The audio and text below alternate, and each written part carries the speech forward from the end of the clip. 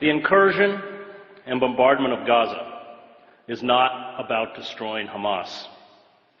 It is not about stopping rocket fire into Israel. It is not about achieving peace. The Israeli decision to rain death and destruction on Gaza, to use lethal weapons of the modern battlefield on a largely defenseless civilian population, is the final phase in the decades-long campaign to ethnically cleanse Palestinians.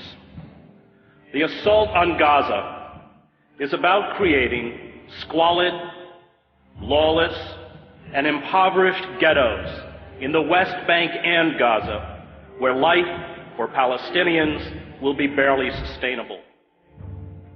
It is about building a series of ringed Palestinian enclaves where the Israeli military will have the ability to instantly shut off movement, food, medicine, and goods to perpetuate the misery. Privilege and power, especially military power, is a dangerous narcotic. Violence destroys those who bear the brunt of its force, but also those who try to use it to become gods. Israel uses sophisticated attack jets and naval vessels to bomb densely crowded refugee camps, schools, apartment blocks, mosques, and slums, to attack a population that has no air force, no air defense, no navy, no heavy weapons, no artillery units, no mechanized armor, no command and control, no army, and calls it a war. It is not a war. It is murder. Images of dead Palestinian children lined up as if asleep on the floor of the main hospital in Gaza are a metaphor for the future. Israel will from now on speak to the Palestinians in the language of death. Those who orchestrate such sieges do not grasp the terrible rage born of long humiliation, indiscriminate violence, and abuse. A father or a mother whose child dies because of a lack of vaccines or proper medical care does not forget. A boy whose ill grandmother dies while being detained at an Israeli checkpoint does not forget. Families who carry the broken bodies of their children to hospitals do not forget. All who endure humiliation, abuse, and the murder of those they love do not forget. This rage becomes a virus within those who eventually stumble out into the daylight. Is it any wonder that 71% of children interviewed at a school in Gaza recently said they wanted to be a martyr?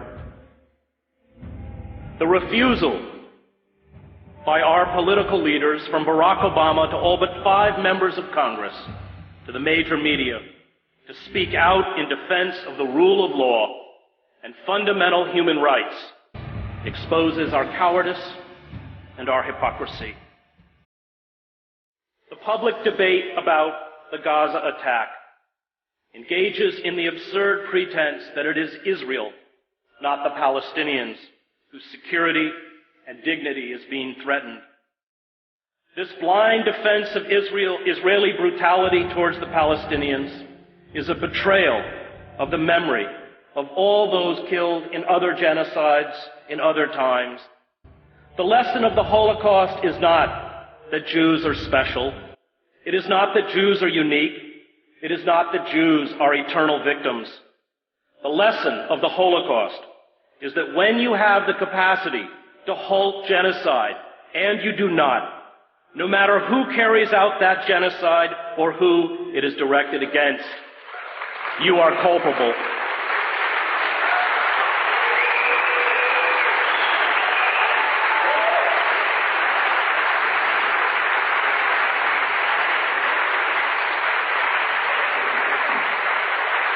And we are very culpable The F-16 fighter jets, the Apache attack helicopters, the 250-pound smart GBU-39 bombs are all part of the $3 billion military aid we give to Israel.